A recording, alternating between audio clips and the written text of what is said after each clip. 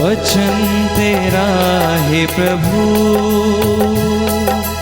जीवन की ज्योति है। वचन तेरा है गुरु, अनंत जीवन है।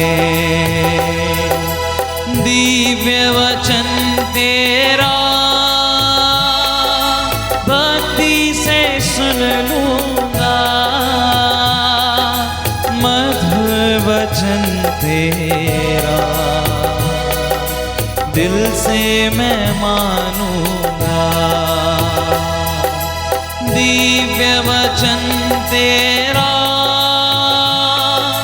भक्ति से सुन लूंगा,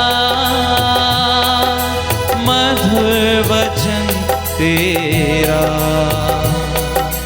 दिल से मैं मानूंगा।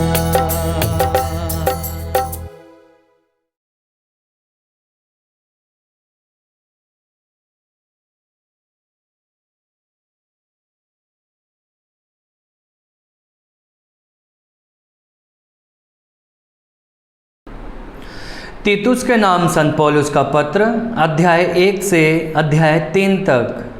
अध्याय 1। यह पत्र एक ही विश्वास में सहभागिता के नाते सच्चे पुत्र तीतुस के नाम पौलुस की ओर से है, जो ईश्वर का सेवक तथा ईसा मसीह का प्रेरित है, ताकि वह ईश्वर के कृपा पात्रों को विश्वास, सच्ची भक्ति का ज्ञान और अनंत जीवन की आशा दिलाए। सत्यवादी ईश्वर ने अनादि काल से इस जीवन की प्रतिज्ञा की थी। अब उपयुक्त समय में इसका अभिप्राय उस संदेश द्वारा स्पष्ट कर दिया गया है जिसका प्रचार मुक्तिदाता ईश्वर ने मुझे सौंपा है। पिता परमेश्वर और हमारे मुक्तिदाता ईसा मसीह तुम्हें अनुग्रह तथा शांति प्रदान करें। मैंने तुम्हें इसलिए क्रेत में रहने दिया कि तुम वहाँ कलीसिया का संगठन पूरा कर दो और मेरे अनुदेश के अनुसार प्रत्येक नगर में अधिकारियों को नियुक्त करो। उनमें प्रत्येक अनिंद और एक पत्नी व्रत हों, उसकी संतान विश्वासी हो, उस पर लंपटता का अभियोग नहीं लगाया जा सके और वह निरंकुश ना हो, क्योंकि ईश्वर का करिंदा होने के नाते अध्यक्ष को चाहिए कि वह अनिंद हो, वह घमंडी, क्रोधी, मदसेवी, झगड़ालू या लोभी ना हो। वे अतिथि प्रेमी, धर्मपरायण, समझदार, न्यायी, प्रभुभक्त और संयमी हो। वह परंपरागत प्रामाणिक धर्म सिद्धांत पर दृढ़ रहे, जिससे वह सही शिक्षा द्वारा उपदेश दे सके और आपत्ति करने वालों को निरुत्तर कर सके। बहुत से लोग, विशेषकर यहूदी विश्वासियों में निरंकुश, बकवादी और कपटी हैं। ऐसे लोगों का मुंह बंद कर देना चाहिए, क्योंकि वे घिनावने लाभ के लिए अनुचित बात सिखाते हैं और इस प्रकार परिवार के परिवार चौपट कर देते हैं। उनमें से एक, उनके अपने नबी ने उनके विषय में सच ही कहा, क्रेत के निवासी सदा झूठ बोलते हैं, जानवर, पेटू और आलसी हैं, इसलिए तुम उन्हें कड़ी चेतावनी देते रहो, जिससे वे विश्वास में दृढ़ बने रहें और यहूदियों की काल्पनिक कथाओं तथा सत्य तथा तिरस्कार करने वाले मनुष्यों के आदेशों पर ध्यान ना दें। जो शुद्ध है उनके लिए सब कुछ शुद्ध है, किंतु जो दूषित और अविश्वासी हैं उनके लिए कुछ भी शुद्ध नहीं है, क्योंकि उनका मन और अंतकरण दोनों दूषित हैं। वे ईश्वर को जानने का दावा तो करते हैं, किंतु अपने कर्मों द्वारा उसे अस्वीकार करते हैं। वे घृणित, अवाज्ञाकारी और किसी भी भले काम के नितांत अयोग्य हैं। अध्याय 2। तुम ऐसी शिक्षा दो जो सही धर्म सिद्धांत के अनुकूल हो। वृद्धों को समझाओ कि उन्हें संयमी, गंभीर एवं समझदार होना चाहिए और विश्वास, भातृ प्रेम एवं धैर्य से परिपक्व। इसी प्रकार वृद्धाओं का आचरण प्रभु भक्तों के अनुरूप हो। वे किसी की झूठी निंदा ना करें और ना मदिरा की, व्यसनी हों। वह अपने सदाचरण द्वारा तरुण स्त्रियों को ऐसे शिक्षा दे कि वे अपने पति और अपने बच्चों को प्यार करें, समझदार, शुद्ध और सुशील हों, अपने घर का अच्छा प्रबंध करें और अपने पति के अधीन रहें, जिससे लोग सुसमाचार की निंदा ना कर सकें। नवयुवकों को समझाओ कि वे सब बातों में संयम से रहें और तुम स्वयं उन्हें अच्छा उदाहरण दो। तुम्हारी शिक्षा प्रामाणिक और गंभीर हो, तुम्हारे उपदेश हितकर और आनंद हो। इस प्रकार विरोधी किसी भी बात के विषय में हमारी निंदा न कर सकने के कारण लज्जित होगा। दासों को समझाओ कि वे सब बातों में अपने स्वामियों के अधीन रहें, आपत्ति किए बिना उनकी आज्ञाएं मानें और चोरी नहीं करें, बल्कि पूर्ण रूप से ईमानदार बने रहें। ये सब करने से वे हमारे मुक्तिदाता ईश्वर की शिक्षा का प्रतिष्ठा बढ़ाएंगे, क्योंकि ईश्वर की कृपा सभी मनुष्यों की मुक्ति के लिए प्रकट हो गई है।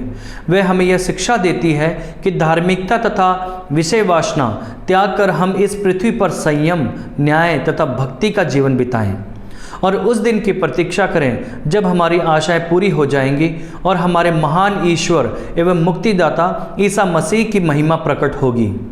उन्होंने हमारे लिए अपने को बलि चढ़ाया, जिससे वे हमें हर प्रकार की बुराई से मुक्त करें और हमें एक ऐसी प्रजा बनाएं जो शुद्ध हो, जो उनकी अपनी हो और जो भलाई करने के लिए उत्सुक हो।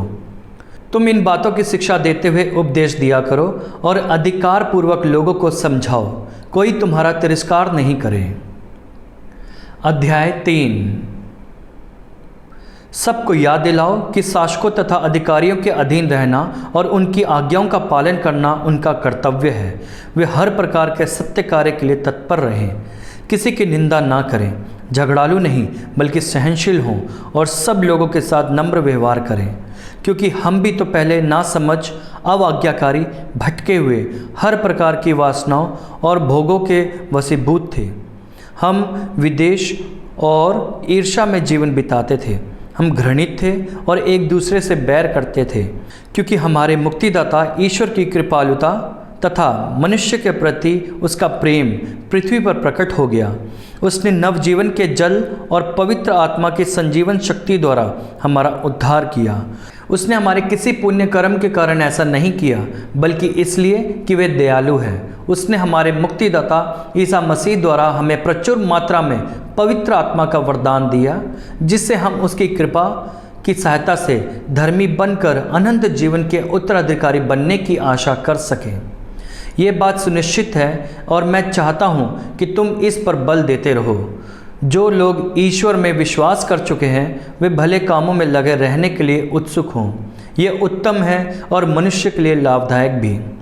निरर्थक विवादों, वंशावलियों, दलबंदी और संहिता संबंधी झगड़ों से दूर रहो। ये सब अलाभकार और व्यर्थ हैं। जो व्यक्ति धर्म सिद्धांतों के विषय में भ्रामक शिक्षा देता है, उसे 1-2 बार चेतावनी दो और इसके बाद यह जानकर उससे दूर रहो कि ऐसा व्यक्ति पथभ्रष्ट और पापी है। वह स्वयं अपने को दोषी ठहराता है। जब मैं आर्तेमिस या तुखिकुस को तुम्हारे पास भेजूंगा तो शीघ्र ही निकोपोलिस में मेरे पास आने का प्रयत्न करो। मैंने वहां जाड़ा बिताने का निश्चय किया है। विधि विशेषज्ञ जेनास और अपोलोस की यात्रा का अच्छा प्रबंध करो, जिससे उन्हें किसी बात की कमी ना हो। हमारे अपने लोग कोई अच्छा व्यवसाय करना सीखें। इस प्रकार वे अपनी आवश्यकताएं पूरी कर सकेंगे और निकम्मे नहीं बैठे रहेंगे। मेरे सभी साथी तुमको नमस्कार कहते हैं। जो विश्वास के नाते हमें प्यार करते हैं उनको नमस्कार। आप सब पर कृपा बनी रहे। यह प्रभु की वाणी है। ईश्वर को धन्यवाद। फिलेमोन के नाम संत पौलुस का पत्र, अध्याय 1। हमारे प्रिय भाई और सहयोगी फिलेमोन, हमारी बहन अपिया, संघर्ष में हमारे साथी अर्खिपुस और आपके घर में एकत्र होने वाली कलीसिया के नाम ईसा मसीह के कारण कैदी पौलुस और हमारे भाई तिमथी का पत्र। हमारा पिता ईश्वर और प्रभु ईसा मसीह आप लोगों को अनुग्रह तथा शांति प्रदान करें। जब जब मैं अपनी प्रार्थनाओं में आपका स्मरण करता हूँ तो ईश्वर को सदा धन्यवाद देता हूँ, क्योंकि प्रभु ईसा और सब संतों के प्रति आपके प्रेम तथा विश्वास की चर्चा सुनता रहता हूँ। मेरी ये प्रार्थना है कि विश्वास में आपकी सहभागिता सक्रिय हो और आपको ये ज्ञान प्रदान करे कि हम मसीह के लिए कौन कौन भले काम करने में समर्थ हैं। भाई, मुझे ये जानकर बड़ा आनंद हुआ और सांत्वना मिली कि आपने अपने भातृ प्रेम द्वारा विश्वासियों का हृदय हरा कर दिया है। इसलिए यद्यपि मुझे आपको अपने कर्तव्य का स्मरण दिलाने का पूरा अधिकार है, फिर भी मैं भातृ प्रेम के नाम पर आपसे प्रार्थना करना अधिक उचित समझता हूँ। मैं पौलुस, जो बूढ़ा हो चला और आजकल ईसा मसीह के कारण कैदी भी हूँ, ओनेसिमुस के लिए आपसे प्रार्थना कर रहा हूँ। वह मेरा पुत्र है, क्योंकि मैं कैद में उसका आध्यात्मिक पिता बन गया हूँ। आपको पहले ओनेसिमुस से कोई विशेष लाभ नहीं हुआ था, अब वह आपके लिए भी उपयोगी बन गया है और मेरे लिए भी। मैं अपने कलेजे के इस टुकड़े को आपके पास भेज रहा हूँ। मैं जो सुसमाचार के कारण कैदी हूँ, इसे यहाँ अपने पास रखना चाहता था, जिससे ये आपके बदले मेरी सेवा करे, किंतु आपकी सहमति के बिना मैंने कुछ नहीं करना चाहा, जिससे आप ये उपकार लाचार से नहीं बल्कि स्वेच्छा से करें। ओनेसिमुस शायद इसलिए कुछ समय तक आपसे ले लिया गया था कि वह आपको सदा के लिए प्राप्त हो, अब दास के रूप में नहीं बल्कि दास से कहीं बढ़कर अति प्रिय भाई के रूप में। यह मुझे अत्यंत प्रिय है और आपको कहीं अधिक मनुष्य के नाते भी और प्रभु के शिष्य के नाते भी। इसलिए यदि आप मुझे धर्म भाई समझते हैं तो इसे उसी तरह अपनाएं जिस तरह मुझे। यदि आपको इससे कोई हानि हुई है या इस पर आपका कुछ कर्ज है तो मेरे खर्चे में लिखें। मैं पौलुस अपने हाथ से लिख रहा हूँ, मैं उसे चुका दूँगा। क्या मैं आपको इसका स्मरण दिलाऊं कि आप पर भी मेरा कुछ कर्ज है? आप तो मेरे ही हैं। भाई, प्रभु के नाम पर मुझे आपसे कुछ लाभ हो, आप मसीह के कारण मेरा हृदय हरा कर दें। मैं ये जानकर आपकी आज्ञाकारिता पर पूरे भरोसे के साथ लिख रहा हूँ कि मैं जो प्रार्थना कर रहा हूँ आप उससे भी अधिक करेंगे। एक बात और, आप मेरे रहने का प्रबंध करें, क्योंकि मुझे आशा है कि आपकी प्रार्थनाओं के फलस्वरूप मैं फिर आप लोगों से मिलने आऊँगा। एपाफास, जो ईसा मसीह के कारण मेरे साथ कैदी है, और मेरे सहयोगी मार्कुस, आर्थिखाकुस, देमास और लूकस आपको नमस्कार कहते हैं। प्रभु ईसा मसीह की कृपा आप लोगों पर बनी रहे। यह प्रभु की वाणी है। ईश्वर को धन्यवाद। इब्रानियों के नाम पत्र अध्याय 1 से अध्याय 6 तक। अध्याय 1। प्राचीन काल में ईश्वर बारंबार और विविध रूपों से हमारे पुरखों से नबियों द्वारा बोला था। अब अंत में वह हमसे पुत्र द्वारा बोला है। उसने उस पुत्र के द्वारा समस्त विश्व की सृष्टि की और उसी को सब कुछ का अधिकारी नियुक्त किया है। वह पुत्र अपने पिता की महिमा का प्रतिबिंब और उसके तत्व का प्रतिरूप है। वह पुत्र अपने शक्तिशाली शब्द द्वारा समस्त सृष्टि को बनाए रखता है। उसने हमारे पापों का प्रायश्चित किया और अब वह सर्वशक्तिमान ईश्वर के दाहिने विराजमान है। उसका स्थान स्वर्गदूतों से ऊंचा है, क्योंकि जो नाम उसे उत्तराधिकार में मिला है वह उनके नाम से कहीं अधिक श्रेष्ठ है। क्या ईश्वर ने कभी किसी स्वर्गदूत से यह कहा, तुम मेरे पुत्र हो, आज मैंने तुम्हें उत्पन्न किया है और मैं उसके लिए पिता बन जाऊंगा और वह मेरा पुत्र होगा। फिर वह अपने पहलौठे को संसार के सामने प्रस्तुत करते हुए कहता है, ईश्वर के सभी स्वर्गदूत उसकी उपासना करें। जबकि वह स्वर्गदूतों के विषय में ये कहता है, वह अपने दूतों को पवन बनाता है और अपने सेवकों को धधकती आग। किंतु पुत्र के विषय में, ईश्वर तुम्हारा सिंहासन युग युगों तक बना रहता है और उसका राजदंड न्याय का अधिकार दंड है।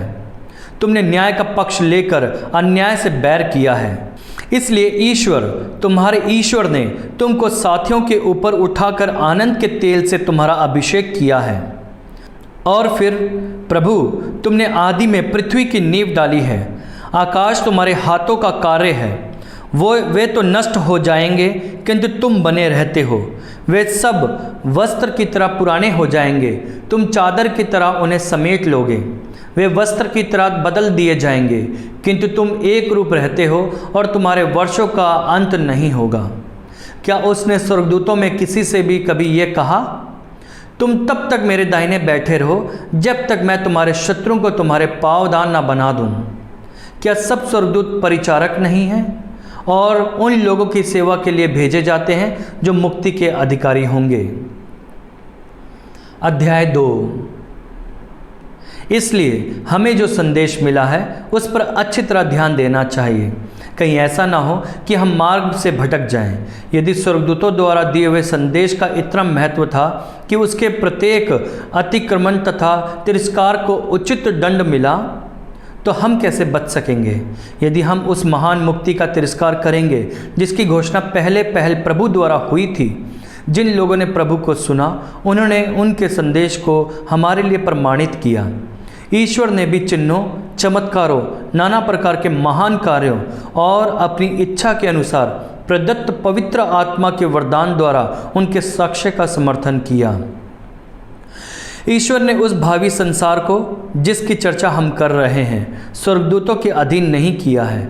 इसके संबंध में कोई धर्मग्रंथ में यह साक्ष्य देता है, मनुष्य क्या है जो तू उसकी सुधि ले, मनुष्य का पुत्र क्या है जो तू उसकी देखभाल करे। तूने उसे स्वर्गदूतों से कुछ ही छोटा बनाया और उसे महिमा तथा सम्मान का मुकुट पहनाया। तूने सब कुछ उसके पैरों तले डाल दिया।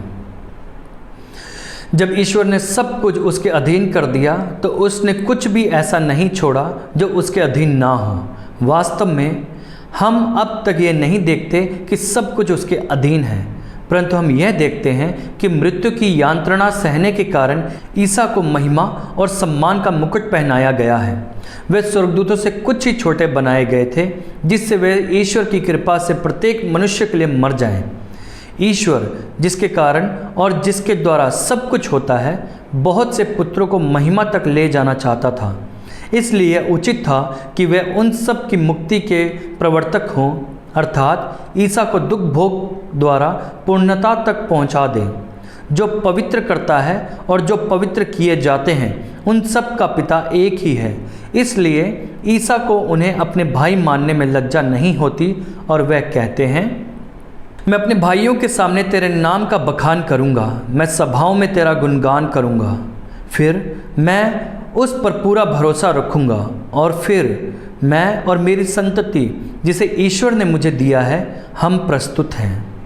परिवार के सभी सदस्यों का रक्त मांस एक ही होता है, इसलिए वह भी हमारी ही तरह मनुष्य बन गए, जिससे वे अपनी मृत्यु द्वारा मृत्यु पर अधिकार रखने वाले शैतान को परास्त करें और दास्ता में जीवन बिताने वाले मनुष्य को मृत्यु के भय से मुक्त कर दें। वे स्वर्गदूतों की नहीं बल्कि इब्राहिम के वंशजों की सुध लेते हैं। इसलिए यह आवश्यक था कि वे सभी बातों में अपने भाइयों के सदृश बन जाएं, जिससे वे ईश्वर संबंधी बातों में मनुष्यों के दयालु और ईमानदार प्रधान याजक के रूप में उनके पापों का प्रायश्चित कर सकें। उनकी परीक्षा ली गई और उन्होंने स्वयं दुख भोगा, इसलिए वह परीक्षा में दुख भोगने वालों की सहायता कर सकते हैं। अध्याय 3।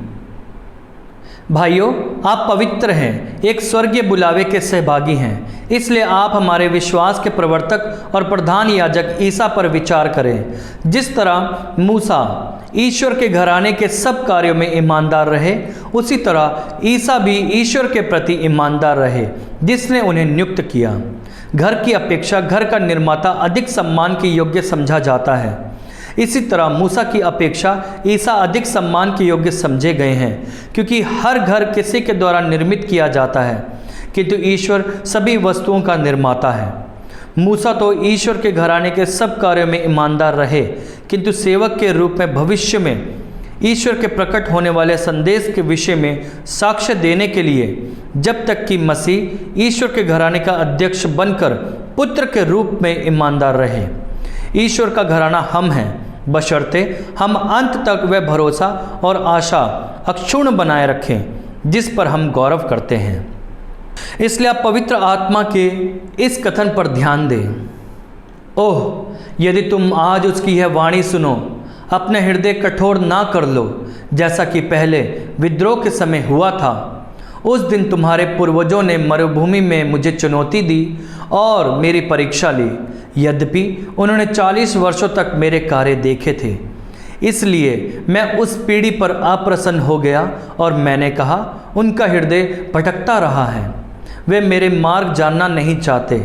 मैंने क्रुद्ध होकर यह शपथ खाई, वे मेरे विश्राम स्थान में प्रवेश नहीं करेंगे। भाइयों, आप सावधान रहें।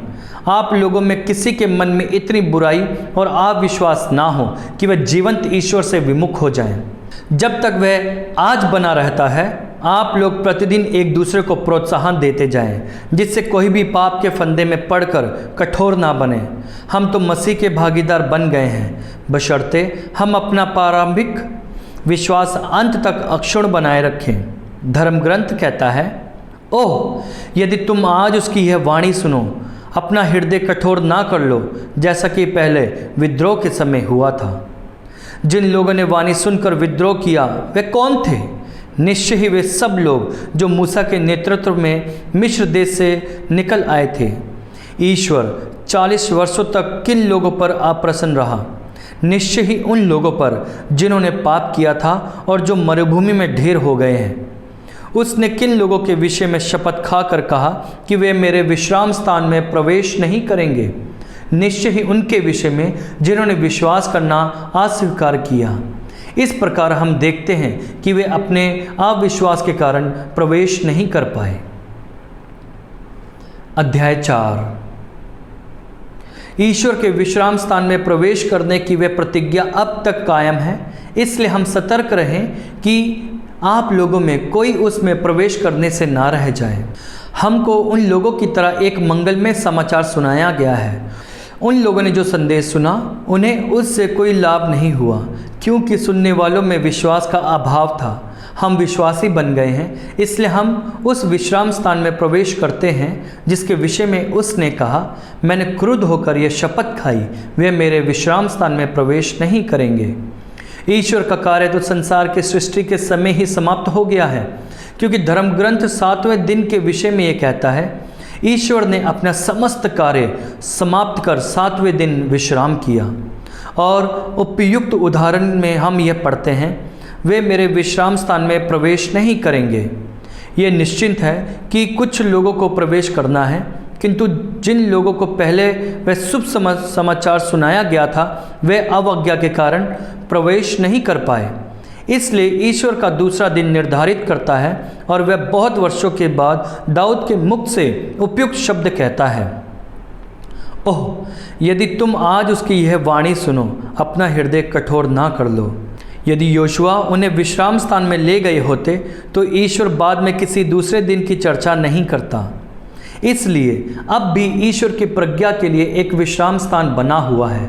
जो उस विश्राम स्थान में प्रवेश कर पाता है, वह अपना कार्य समाप्त कर उसी प्रकार विश्राम करता है जिस प्रकार ईश्वर ने अपना कार्य समाप्त कर विश्राम किया। इसलिए हम उस विश्राम स्थान में प्रवेश करने का पूरा प्रयत्न करें, जिससे कोई भी उन लोगों की अवज्ञा का अनुसरण करता हुआ उससे वंचित ना हो। क्योंकि ईश्वर का वचन जीवंत, सशक्त और किसी भी दुधारी तलवार से तेज है।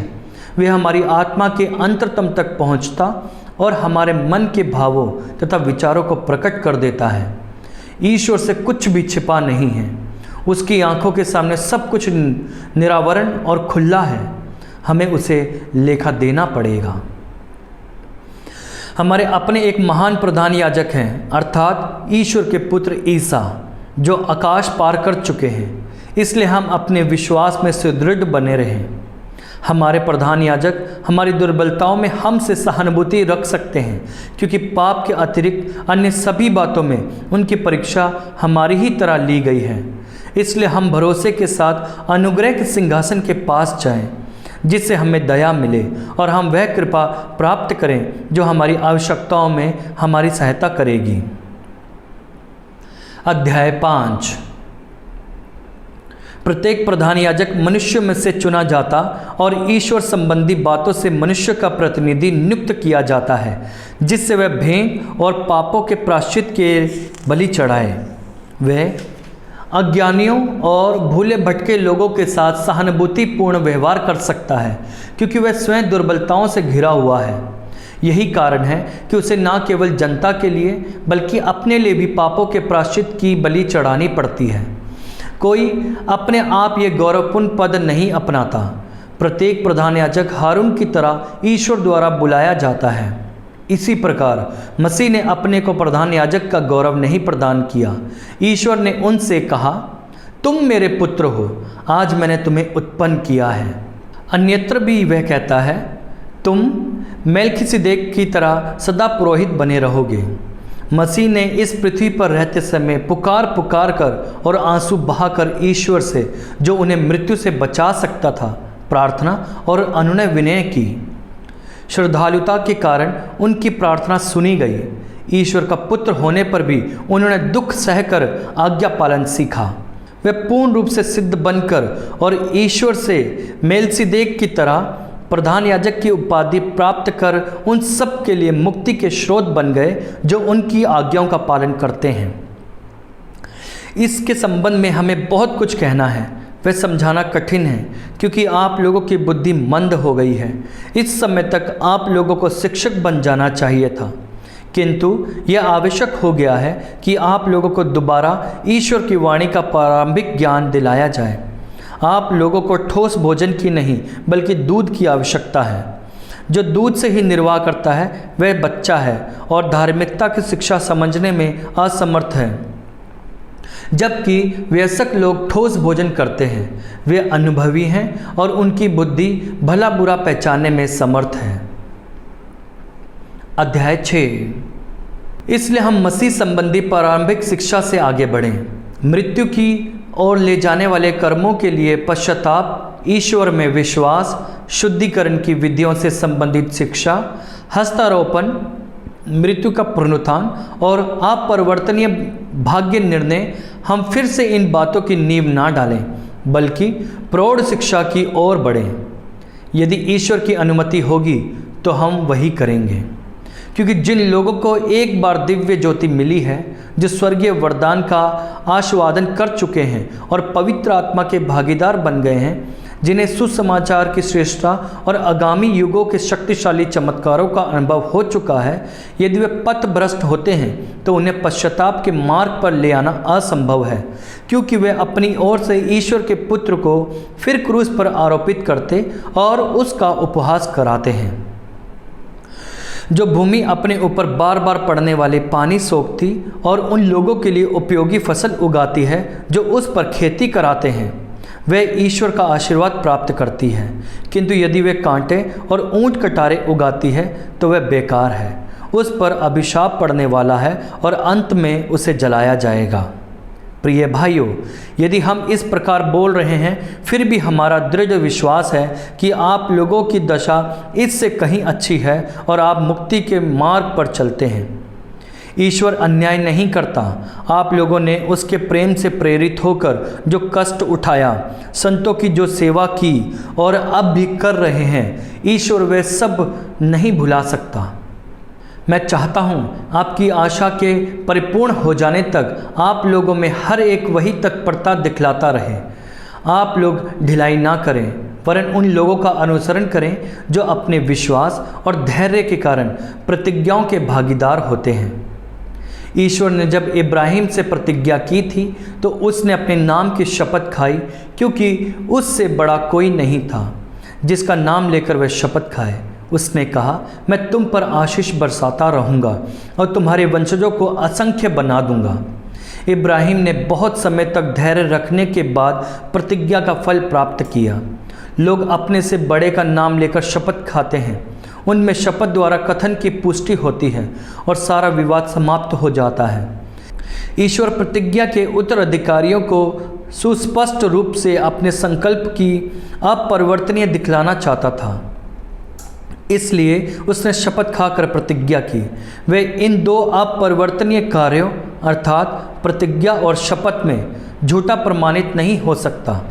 इससे हमें, जिन्होंने ईश्वर की शरण ली है, ये प्रबल प्रेरणा मिलती है कि हमें जो आशा दिलाई गई है हम उसे धारण किए रहें।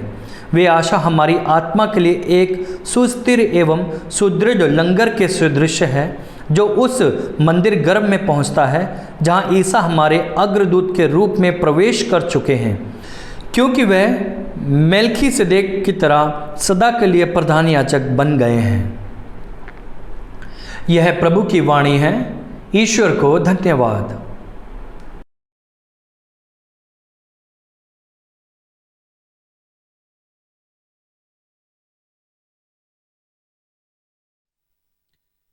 रोमियो के नाम संत पौलुस का पत्र, अध्याय 12 वचन 12। आइए हम प्रार्थना में लगे रहें और प्रार्थना करते हुए प्रभु की स्तुति करें, प्रभु की आराधना करें।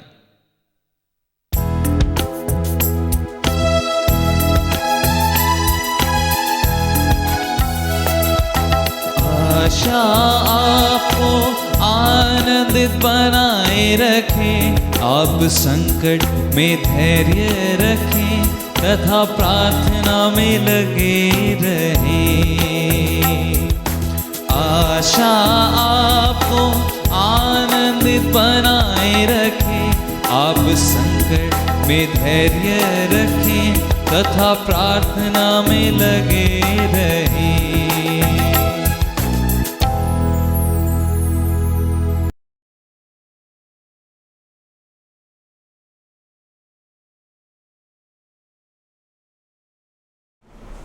Hallelujah, hallelujah, hallelujah.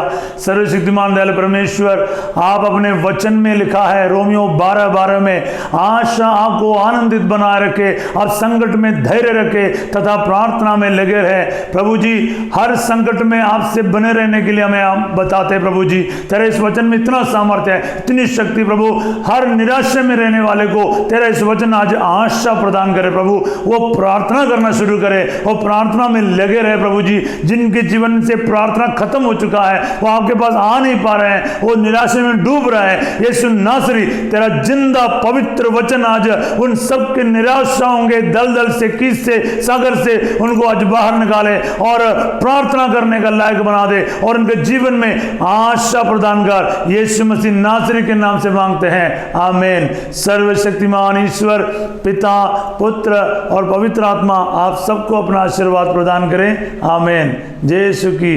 God bless you.